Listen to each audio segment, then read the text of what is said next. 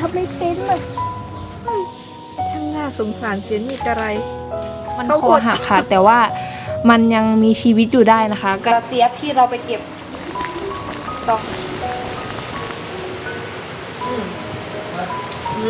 สวัสดีค่ะทุกคนวันนี้นะคะก็มาพบกับเฟิร์นรันเวย์เช่นเคยค่ะวันนี้ค่ะเฟิร์นจะพาเพื่อนๆนะคะมาเก็บกระเจี๊ยบเขียวกันค่ะวันนี้ค่ะเฟิร์นคิดเมนูอยากจะทำแกงเปิดนั่นเองนะคะหรือว่าแกงหน่อไม้นั่นเองนะคะเฟิร์นเห็นกระเจี๊ยบนะคะมันดกมากๆนะคะก็เลยเอามาทำแกงหน่อไม้กันนะคะกระเจี๊ยบเขียวของบ้านเฟิร์นเนี่ยก็คือตอนเนี้ยมันใหญ่มากแล้วก็ดกมากๆนะคะแล้วก็ได้น้ำฝนด้วยนะคะช่วงนี้ฝนตกก็เลยแบบว่าได้น้ำแล้วต้นไม้ก็แบบว่าชุ่มชื่นแล้วก็ดกมากๆเลยค่ะก็ไปดูกันเลยค่ะว่าที่สวนเฟิร์นเนี่ยมีอะไรบ้างค่ะไปดูกันเลยค่ะนี่อันนี้สามารถใช้ได้เหมือนกันค่ะอันใหญ่มากเลยนะคะดูเทียบกับหน้าจิงโจ้ค่ะจิงโจ้ไม่กล้าออกกล้องนะคะ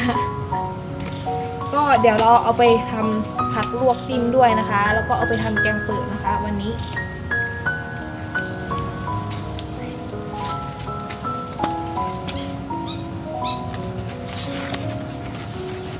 หักทำไม่เป็นเลยเอาตายหมดแม่ง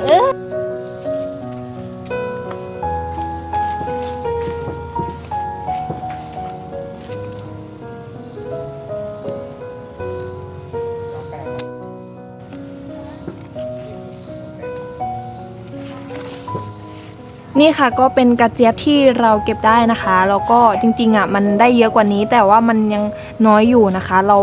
จะต้มหม้อเล็กๆเท่านั้นนะคะเราไม่ได้ต้มกินเยอะเนาะก็ประมาณนี้ได้ค่ะฟักทองนะคะหลังบ้านของน้านะคะตอนนี้มันกำลังใกล้จะแก่แล้วนะคะเดี๋ยวเราให้ดูนะคะขนาดของมันเนี่ยประมาณเกือบเท่ามือเฟิร์นเลยนะคะมันน่าจะเป็นฟักทองแบบว่าเนื้อหนาๆเนาะไม่น่าใช่ฟักทองบ้านเพราะว่าใบมันลักษณะค่อนข้างใหญ่เลยนะคะดูใบมันใหญ่มากนะคะก็ฟักทองที่เนี่ยดกมากนะคะแล้วก็มีหลายสีด้วยนะคะมีฟักทองสีด้วยนะคะแล้วอันนี้น่าจะเป็นฟักทองแบบว่ามันๆเลยนะคะคนตอนนี้ก็ดูนะคะอันนี้เป็นดอกฟักทองเพศเมียนะคะมันจะเป็นตุ้มๆแบบเนี้ยจะสอนให้ดูวิธีการผสมเกสรนะเฟิร์นจะเอาดอกตัวผู้นะคะดอกตัวผู้จะเป็นลักษณะอย่างนี้นะคะก็คือมันจะไม่มีลูกอย่างนี้เนาะเฟิร์นก็จะมาผสมเกสรวิธีการก็ง่ายๆเราแกะกลีบดอกมันออกเลยนะคะแล้วเราใช้ตรงนี้นะคะตรงนี้เนาะจิ้มเข้าไปในนี้เลย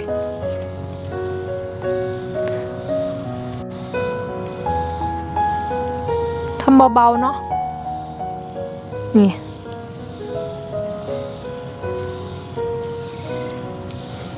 เราจะตัดแบบพวกนี้ออกด้วย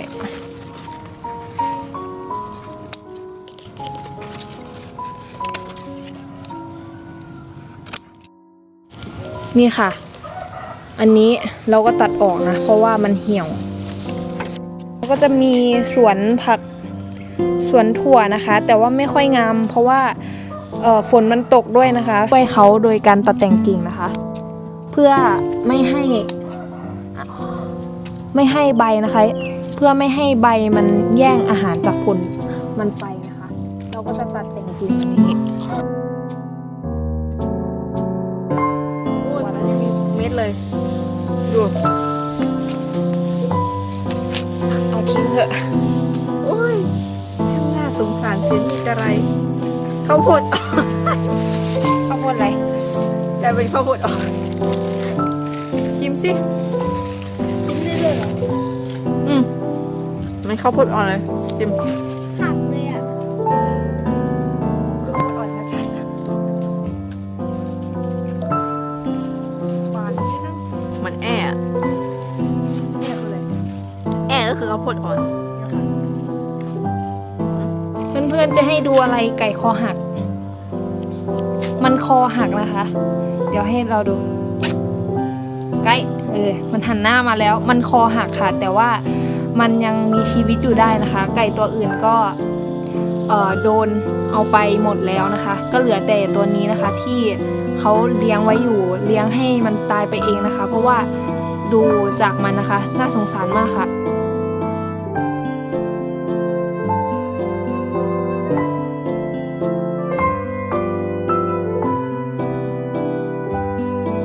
ทุกคนคะตอนนี้นะคะเราก็ได้กระเทียมที่เราจะเอาไปทำแกงเปิดแล้วนะคะแล้วก็ยังมีผักอีกหลายอย่างที่เราจะไปเก็บเลยนะคะ แต่ว่าคือตอนนี้นะคะเริ่มมืดแล้วนะคะ เราก็เลยไม่ได้ถ่ายคลิปเก็บนะคะ ก็ต้องขออภัยด้วยนะคะ เดี๋ยวเราไปดูวิธีการทำแกงเปิดกันเลยค่ะว่าวิธีการทำแกงเปิดเนี่ยทำยังไงบ้างค่ะไปดูกันเลยค่ะ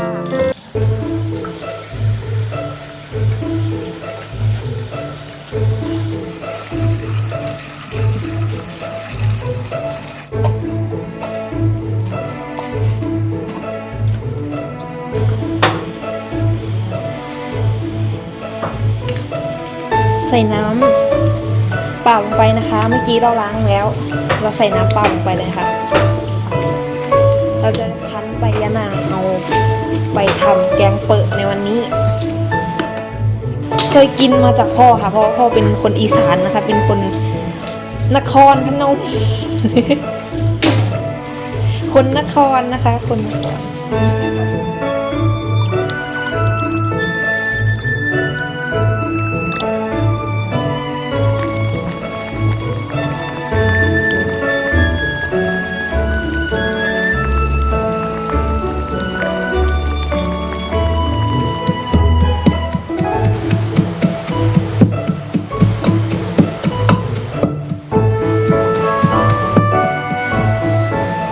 ใส่หัวหอมแล้วก็กระเทียมค่ะ ใส่พริกลงไปค่ะ เราใช้พริกอันนี้เนาะพริกขี้หนูสวนไหมไม่ใช่ อันนี้พริกขี้หนูตุ้มนะคะก็ตำ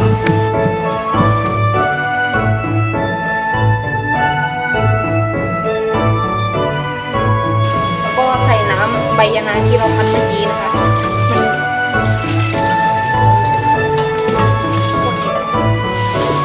ใส่ใบตะไคร้ค่ะใส่ต้นตะไคร้เนาะหมูที่เราใช้นะคะจะเป็นหมูซี่โครงกระดูกหมูอ่อนนะคะ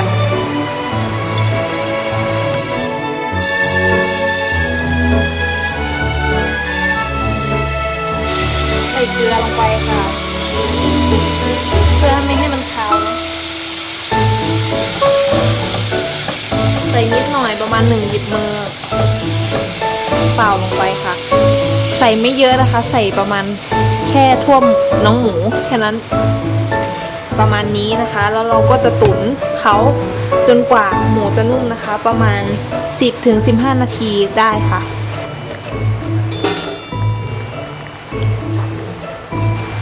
อันนี้เราเอาข้าวเบื่อใส่ลงไปค่ะที่เราตำเมื่อกี้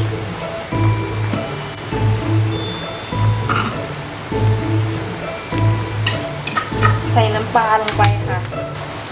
น้ำปลายี่ห้ออะไรก็ได้ค่ะบ้านเรากินนี่ปลาร้าของเราเป็นปลาร้าสดค่ะจากอุดรธานีหอมมากใช่ไหมอุดรหรือเปล่าเราก็จะใช้กระชอนกรองแบบนี้นะคะกันก้าง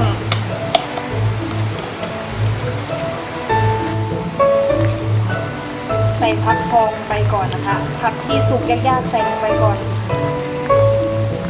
อีกกระเทียมที่เราไปเก็บตอนเย็นนะคะสดๆเลย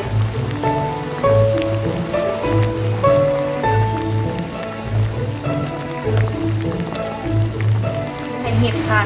เอาเห็ดอะไรก็ได้นะถ้าเรามีเห็ดขอนเห็ดอะไรอะเห็ดป่าที่กินได้ ก็ใส่ก็ดอกฟักทองแล้วก็ใบยอดฟักทอง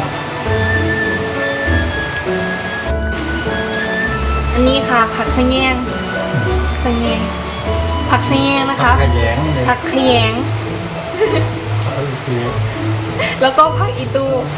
ผักขยง เขาไม่ต้องไปเยาว่าเสียง เป็นร้อนเลยนะคะเมื่อกี้เราเพิ่มน้ำปลาไปด้วยเพราะว่ามันจืดแต่ว่าถ้าใครอยากได้เค็มก็ใส่ปลาร้าได้นะ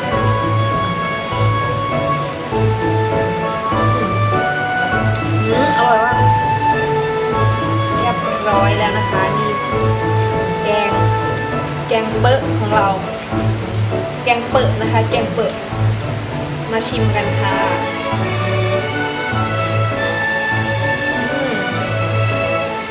อร่อยมากแกงเปิดหรือว่าแกงหน่อไม้ของเรานะคะเราอยากใส่ผักอะไรก็ใส่ได้นะคะแต่ว่าวันนี้ไม่มีผักชะอมนะคะ เราก็ไม่เป็นไรคราวหน้าเดี๋ยวทำผักชะอมอีกแค่อันนี้ก็อร่อยแล้วอะ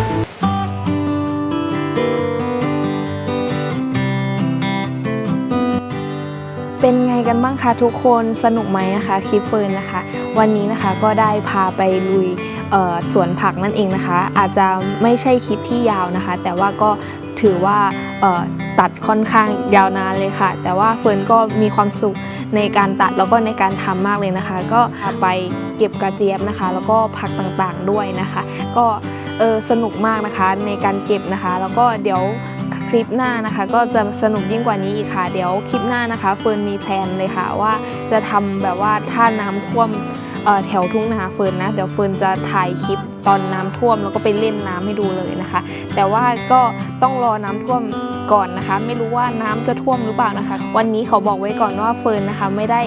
ทำคลิปทานให้ดูเนาะเพราะว่าเฟิร์นลืมอัดคลิปนั่นเองนะคะต้องขออภัยด้วยถ้ามีโอกาสนะคะเดี๋ยวเฟิร์นจะทำคลิปแยกอีกทีให้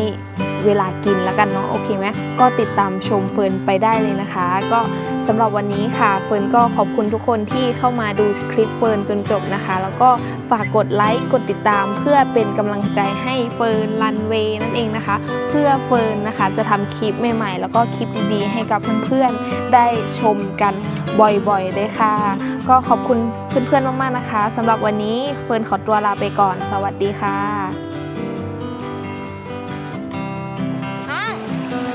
เล่นให้ดูนี่นอนเลยนอน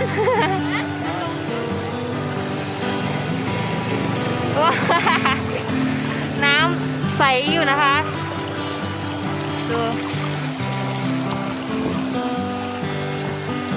เอาเล่นกับเพื่อนเอาโตเล่นกับน้องหน่อยอย่าทะเลาะกันนี่แก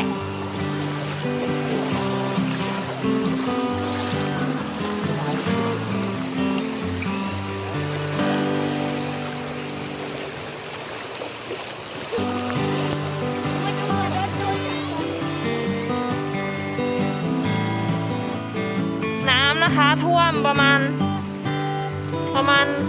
ใต้ตุ่มน้องนะคะก็ไม่ค่อยเยอะหรอกค่ะแต่ว่าถ้าข้างหน้าเนี่ยจะท่วมเยอะนิดนึงหมาเล่นน้ำค่ะ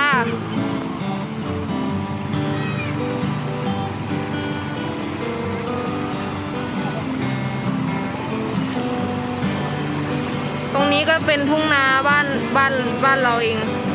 น้ำท่วมหนักมากค่ะไม่รู้ข้าวจะตายไหม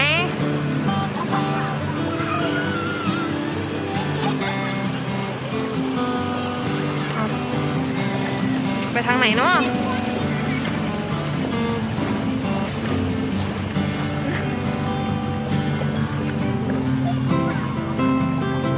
คนมาเล่นน้ำเต็มเลยค่ะน้ำก็ใสอยู่นะบรรยากาศน้ำท่วมถนนนะคะอันนี้ก็เป็นทุ่งนาที่โดนน้ำท่วมค่ะอยู่แถวบ้านของเฟิร์นเองนะคะถ้าตรงนู้นนะคะตรงนู้นไปก็จะเป็นทุ่งนาของบ้านเฟิร์นเองค่ะโดนท่วมหมดเลยเนาะ ถ้าน้ำท่วมบ้านเราก็จะโดนตลอด